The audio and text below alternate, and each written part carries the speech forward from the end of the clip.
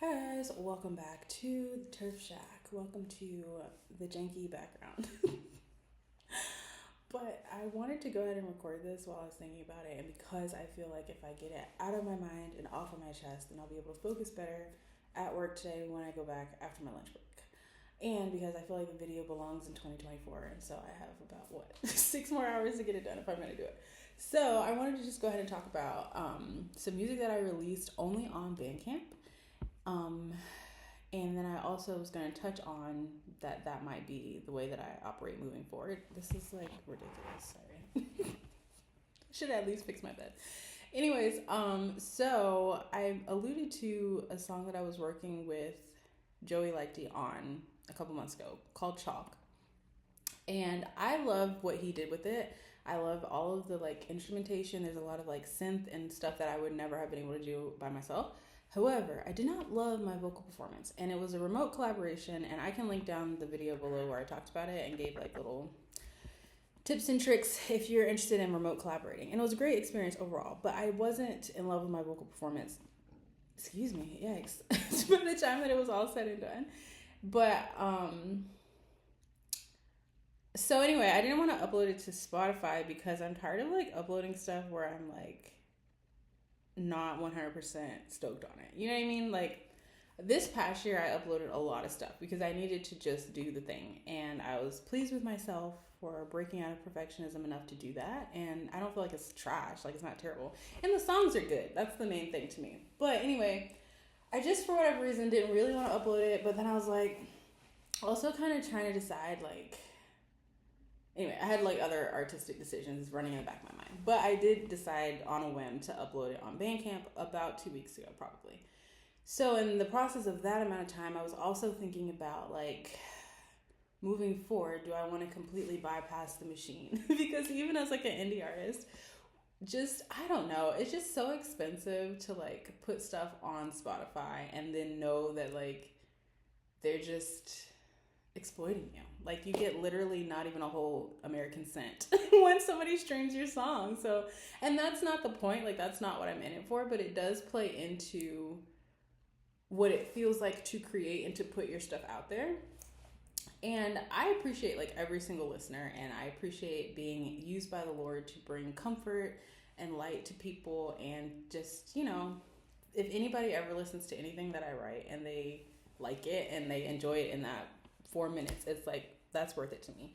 But there is something to be said for financial ROI. And like it costs a lot of money to like keep putting stuff on Spotify. So just for like ballpark perspective, if you're gonna like take them up on all of their offers to like collect these royalties and like put it on Instagram and TikTok and blah blah blah, then it usually is gonna cost about $50 per release after you've already paid whatever it cost you to make the song. And in the 4 years since I uploaded my very first release, Lifter of My Head, one of the tracks on there has gotten, I think, around 16,000 streams. No, 1,600 streams. I think. Let me look, actually. I don't think it's 16,000. I think it's like 1,600. But the point is, in 4 years, I've made like $120 total on like all of the streaming services combined. So that kind of just gives you a little insight. No, it's 16,000. It's 16,719 streams for this one song. And in 4 years, it's only amounted to $120, which is not even covering all of the costs of putting the rest of the music that I've been putting out on the platforms. So that plays into it. But then also, as I've been just kind of like praying about like the direction that I want to go in my own life personally and with my music, I just kept feeling like I want to not be, like I said, like I don't want to be like embedded in the industry. I don't want to do the racy thing. I just want to do my own thing. And I really like Bandcamp because it reminds me of Noise Trade from back in the day, which was my OG goal that I kind of talked about on one of my podcast episodes like ages ago, was that when I was first like, okay, I'm going to do this, like I'm going to put out music like for real. I really just wanted to have it available on Noise Trade because I always loved discovering music on Noise Trade, and I loved just that truly like independent spirit of it all. And by the time I met that goal, Noise Trade was like dissolving and being bought out by like Paste Magazine or whatever. I don't even know what has become of it, honestly. But Bandcamp has that same kind of like ground roots sort of ethos. And when people bother to buy your stuff on there, you get like 80% of the cut. So like I've had one person buy some of my stuff and I already earned way more money within like 2 weeks than I have in the same like year's worth of time getting collections from like the streaming services. And then the third thing that I was thinking about too was just kind of like remembering the value of actually owning stuff and like being able to have a physical download copy of music for if, you know, when inevitably the internet goes out or whatever. Like, I just wanted to be able to put my music on a platform where people could download it if they wanted to and like actually have it in their personal collection. And so Bandcamp accomplishes all of those things right now at the moment. Obviously, there's still a company. There's still actually been a lot of like change apparently with the leadership of the company and some of their policies and whatever else. But for the time being, and as far as I can tell, I think that this is the direction I'm going to go in. So, all that to say, if you want to hear the songs that I released specifically on Bandcamp, you can at least listen to them without having to buy anything or sign up for anything. Oh, which reminds me, the other thing is, in the time that I was like deliberating about this, I re-downloaded the Bandcamp app as a fan, and I realized like the app is actually legit nowadays, and like, so really there's not any other reason other than sheer convenience and consumerism, which, you know, I participate in both, so it's no shade. But those are really the only things that would make me stay with like Spotify or whatever else over Bandcamp. I do still use it, and I don't know when I'm personally gonna like not subscribe to it anymore, but I do want to like be more intentional about supporting other artists that have their music on Bandcamp. I also still use iTunes. Like, I like to evade the algorithm. They have no idea what my next move is, so it's totally fine. But yeah, so I have the Bandcamp app as a fan, and then I'm gonna be probably uploading more music to there. I don't know though what my next project is gonna be, because like I said, I want to move into more excellence before I actually release anything else. And I just need a breather. I did like 7 projects this year. So if you missed it, I do have another release that I already kind of like packaged up and shipped out months ago, but the release date is January 11th. So I'm going to be back probably then to share a little bit more about that project. And also I was going to share one of the songs, because there's one song on there called Nutmeg, and on the actual release, the melody is like different than the melody that I actually wrote. But when I sat down to record it, I just could not get my life together. So I just changed the melody because I didn't feel like dealing with it.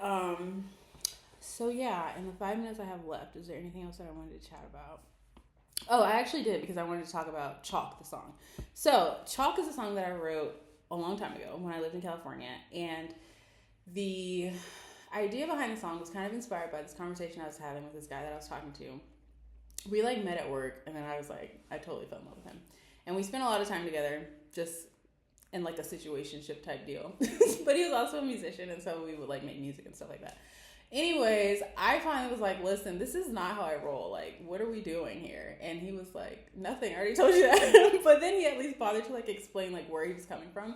And so he was like telling me like this story about his ex-girlfriend or whatever, and how she like broke his heart, and then like some other stuff. And I was just kind of like, okay. And then later I was thinking about it, and I was like thinking about the concept of telomeres, which is like biologically speaking, because when I was in 8th grade, I wanted to be a geneticist, but then I felt like the Lord was like, nope. So I just kind of like didn't bother with it. And I've never been the best at like math and science, but I was fascinated by like genetics specifically, and also by this concept and idea of like telomeres in your DNA, and that the telomeres unraveling is the thing that makes us age. And I was thinking about that in the context of like in the book of Genesis in the Bible, where it just took one action for all of the insulated goodness that God put the, his people in to begin to unravel and for sin to enter the picture. And it's like generation after generation after generation is still dealing with the implications of that one decision. And then I was also thinking about like, after he's telling me the story about like he, as much as we got along and liked each other and were attracted to each other and everything, like he didn't want to be in a relationship with me because she had broke his heart. And so I'm like, okay, so now what if like somebody else comes along and then I'm like, I really like you, but I just can't deal with it because once upon a time, like, you know what I mean? And so I'm like, where does it stop? Like, it's, you know, somebody's got to be the person that just gets over it and like moves on. So that's kind of like the background of the song. I can put the lyrics down below, and also obviously I'll link to where you can listen to it on Bandcamp. And I will be back to chat to you soon. Happy New Year. Okay, bye.